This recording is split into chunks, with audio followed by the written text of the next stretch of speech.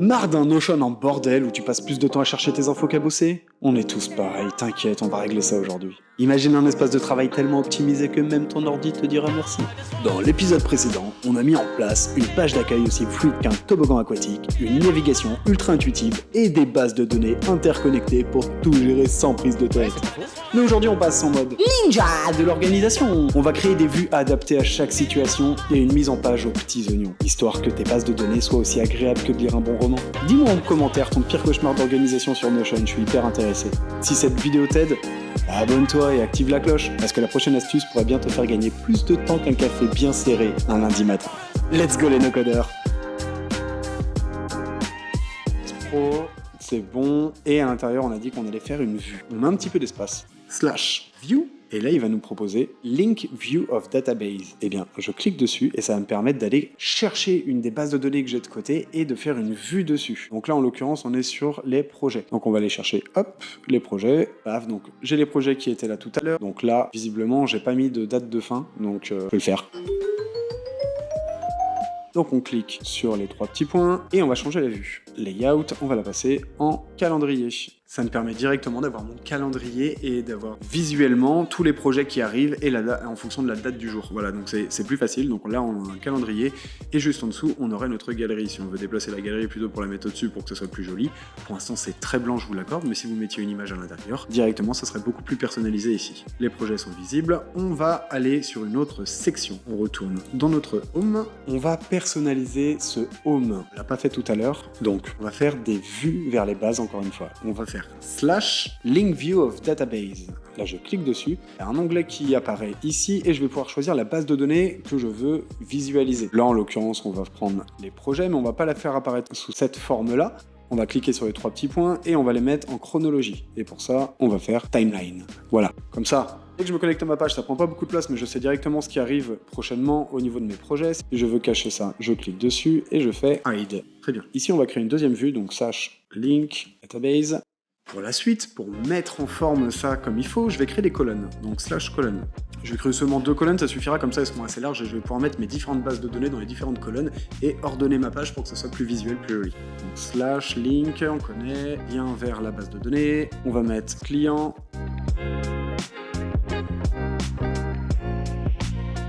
Ok, donc je viens de créer ma to-do list. Ma to-do list a été importée donc sur le côté droit et il va falloir la trier. On va pas la laisser telle quelle. Donc ce que je vais faire, c'est que déjà pour commencer, je vais la mettre sous forme de liste. Donc liste ici. Voilà. Sur la gauche, j'ai bien tout ce qu'il faut pour ticker. Et si ça n'avait pas été le cas, j'aurais été dans propriété. Et juste ici, je vois ce qui est visible et ce qui est non visible. Ce qui est non visible, c'est en dessous de la partie projet. Et ce qui est au-dessus, c'est ce qui est visible. Donc si c'est là, ça n'apparaît pas. Si c'est au-dessus, ça apparaît. D'accord? Et je peux donner l'ordre de priorité, c'est-à-dire que si statut avait été en dessous et que ça me gênait, je préfère que les cases soient en première, je les décale sur la ligne du dessus. Maintenant que les propriétés ont été posées, on sait lesquelles apparaissent, il va falloir les trier. Et ben je vais faire des groupes et je vais les grouper par statut.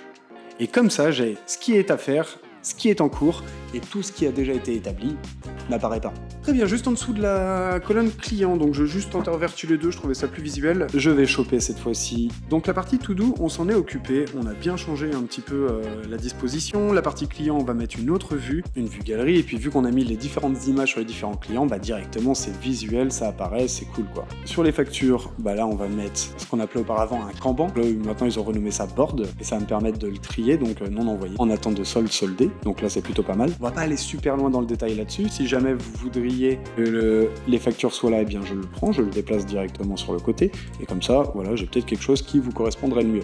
Donc on a fait 4 vues sur cette même page. On a fait une vue version timeline pour les projets. On a les clients en version galerie pour avoir une belle vision d'entre eux. Et si je clique dessus, j'ai bien ma fiche client qui apparaît. Ici, les différents to-do, et si je clique dessus, bah, ça change de catégorie. Hop, et ça va dans Done, donc Done la partie terminée, mais vu qu'il n'y en avait pas auparavant, ça n'apparaissait pas. Pour les factures, tous les statuts et ce qui reste à régler ou pas pour nos différentes factures. Notre home général est prêt. On va passer à la suite.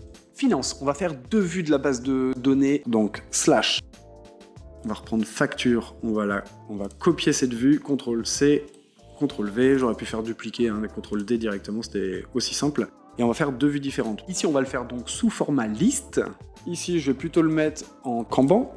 J'ai oublié d'ajouter les colonnes, donc on va le faire maintenant, slash colonne. On va mettre 2 colonnes, comme ça à gauche, ça à droite. Hop, et là on a nos deux espaces visuels. Mais sur la liste, je veux qu'il y ait plus de choses qui apparaissent. Donc là, ce qu'on va faire, c'est qu'on va cliquer sur les 3 petits points, faire propriété. Je veux voir la date d'envoi, la date du règlement, et donc le statut. Donc ce qu'on va faire, c'est que ça, hop, on va les passer au-dessus. Date d'envoi, date du règlement. On pense bien sûr à changer en fonction de la France.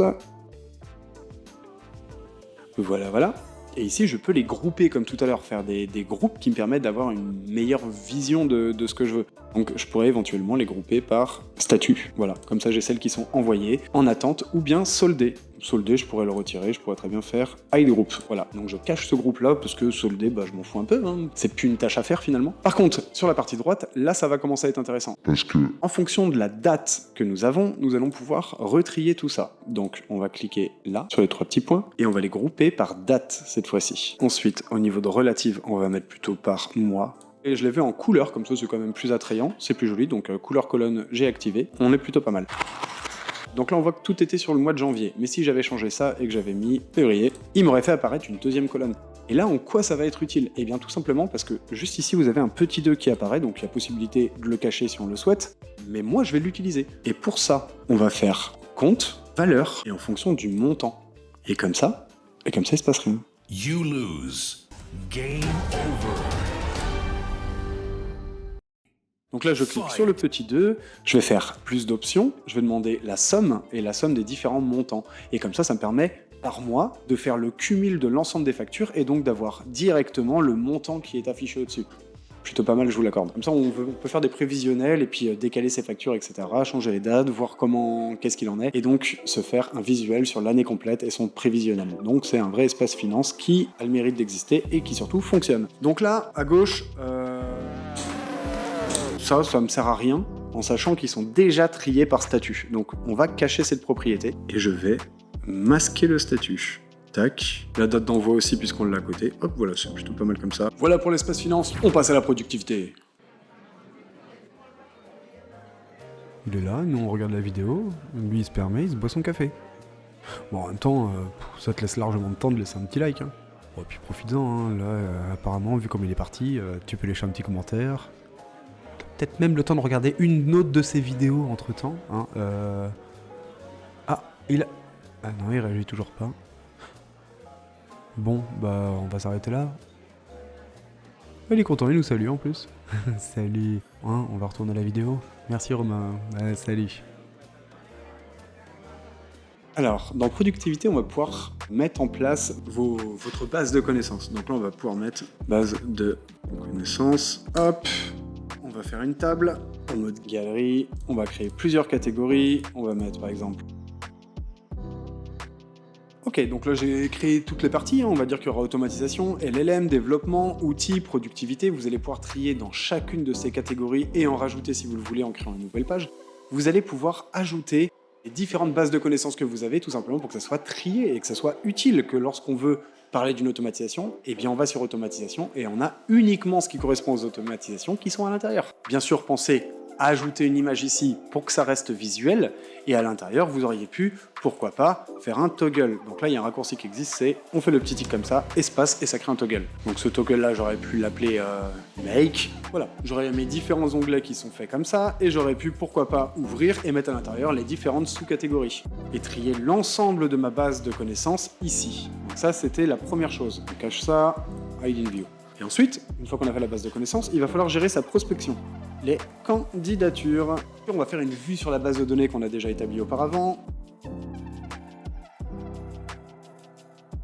Candidature qu'on va mettre sous forme de tableau.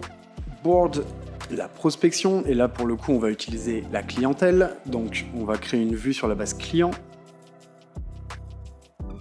Et on va l'afficher, non pas en cambrant, mais en board, encore une fois. Voilà, ça c'est les différents clients, mais on va pas le trier de cette façon-là. On va les mettre par groupe, et on va les grouper par statut.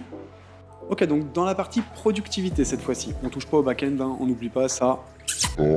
C'est sacré, on le laisse de côté. On va créer une vue vers la base de données client, et vous allez comprendre pourquoi. Ici, je vais ajouter une petite ligne, et je vais appeler ça prospection, que je vais mettre en titre 1. Donc ici je vais faire la même chose, titre 1 pour candidature. Hop, ici je cache la partie client, hide. Je vais transformer, pour la prospection, je vais le transformer en tableau. Et ici, même chose, layout, board, voilà. Sauf que je vais les grouper différemment. Pour mieux me repérer, ici je vais créer un groupe et je vais les grouper par statut. Je vais laisser apparaître les statuts qui m'intéressent. Donc pour les faire apparaître, je clique sur l'œil, qualifier, hop. C'est un exemple, ça je pourrais le mettre juste après. Tout ce qui est ici, c'est les groupes cachés que je pourrais ne pas faire apparaître du tout. Ici, j'ai donc qualifié, recontacté, etc. Et donc ça va me permettre de déplacer en fonction de ce que je veux. Bien évidemment, vous pouvez ajouter des catégories, là on fait un exemple, à recontacter par mail, à envoyer une relance, etc. Donc vous mettez toutes les catégories et l'avantage, vous allez pouvoir les manipuler facilement, les différents blocs, pour les attribuer sur la bonne colonne. Le fait est que dans une prochaine vidéo, on verra des automatisations qui permettent de changer les statuts en fonction de quand on les déplace, etc. On reste connecté, on n'oublie pas, on s'abonne à la chaîne pour rien rater. Donc ça, c'était pour la partie productivité. On va passer aux parties ressources. Donc pour la partie ressources, on va encore faire un back-end. On va ouvrir une page qu'on va appeler archive. On va lui mettre un petit icône, paf, et comme ça il est tout en bas, et on va pas y toucher. Ici, on va créer une autre page appelée brouillon. Donc on a une première page qui s'appelle brouillon, dans laquelle vous allez pouvoir mettre vos notes rapides, etc. Donc toutes vos prises de notes, vous allez pouvoir les mettre à l'intérieur de cette page pour éviter que ça soit le bordel partout. Et ensuite, vous avez la page archive. Et pour le reste de vos bases de connaissances, et bien là, on va créer une autre galerie. Donc on va faire /table. On crée une nouvelle table à l'intérieur de laquelle on va pouvoir mettre différentes catégories, par exemple automatisation. Ensuite, il y aura tout ce qui est chat GPT. On a un petit peu les mêmes intitulés que dans ma base de connaissances pour que ce soit plus simple et plus facile à illustrer. Donc j'ai fini de remplir la table avec les différentes catégories et si on ouvre l'une d'entre elles, j'ai mis une petite image voilà, à l'égal de ce que j'avais fait dans ma base de connaissances juste pour illustrer. Donc on referme la page et là on va la mettre en mode galerie. À l'intérieur de chacune de ces pages, on peut ouvrir, on a donc l'image qui correspond, qu'on aurait pu réduire, et l'automatisation qui, voilà, ça pourrait être des automatisations pour Make, des petits tips pour ManyChat, des tips pour N8N, etc. Et vous faites la même chose sur les différentes pages et comme ça vous pouvez trier votre espace. C'est super simple, au moins ça c'est fait. Et sur les brouillons, donc vous pouvez garder les brouillons ici et si jamais vous le souhaitez, vous pouvez également mettre un lien sur le home, link to page. On va mettre un lien vers les brouillons. Comme ça, si vous le souhaitez, vous avez un raccourci dès le home. Comme ça, dès que vous arrivez, clac, vous pouvez cliquer sur les brouillons ou le déplacer, le mettre ailleurs, bien évidemment. Hop, tout fonctionne. Ce sont des blocs. On n'oublie pas qu'on peut déplacer chaque bloc individuellement. Voilà. Donc, on a un espace bien organisé avec un home qui affiche les différentes priorités, surtout qui permet de redistribuer vers les différents espaces. Projet avec une galerie, finance pour tout le tri des factures, le back-end. N'hésitez pas à le mettre vraiment tout en bas pour pas y toucher. Et les ressources. Voilà, un espace bien organisé, j'espère que ça vous fera plaisir, que vous allez essayer de faire le vôtre. En tout cas, je vous mets une fiche technique comme d'habitude dans la base de connaissances pour que vous puissiez suivre tout ça en direct. Et yalla, je vais faire une 4e vidéo pour vous montrer les automatisations qu'on pourrait mettre en place avec des exemples concrets. Je trouve qu'il faut vraiment une vidéo à part entière pour ça. Ok, c'est ainsi que se termine cette vidéo, j'espère que tu auras appris plein de trucs. En tout cas, moi je donne tout mon cœur, je progresse avec vous, je propose des vrais petits tips. Je mets tout dans la base de connaissances, t'oublie pas, tu peux tout récupérer en plus de ça. Fais-toi plaisir, c'est fait pour ça, ne prends pas de notes, va chercher les notes. Toi aussi, va chercher bonheur, va. J'ai tout fait pour toi, je travaille pour toi, ça mérite bien un petit like, partage à d'autres, ça peut aider vraiment. Là on rentre dans des choses vraiment utiles et qui peuvent booster ta productivité. Donc n'hésite pas, partage, utilise-le au travail, dans ton perso. Dans la prochaine vidéo, on verra malgré tout les automatisations parce que c'est vraiment, ça mérite une vidéo complète pour ça, avec des exemples et tout. Vous allez voir, je vais faire de mon mieux pour que ça soit le plus agréable possible. Et je vous donnerai également des conseils et des erreurs à éviter en tant que débutant parce que j'ai fait bon nombre d'erreurs depuis que j'ai commencé à me former moi-même. Donc je redécouvre Notion et j'espère vous le faire découvrir à vous d'une belle façon. On se revoit la semaine prochaine pour une vidéo. Ne loupe pas le rendez-vous. Abonne-toi si c'est pas encore fait, comme ça t'es sûr de rien rater. Et sur ce, passez une bonne fin de journée, progressez, allez voir ce qu'il y a dans la base de connaissances et amusez-vous bien. Ciao!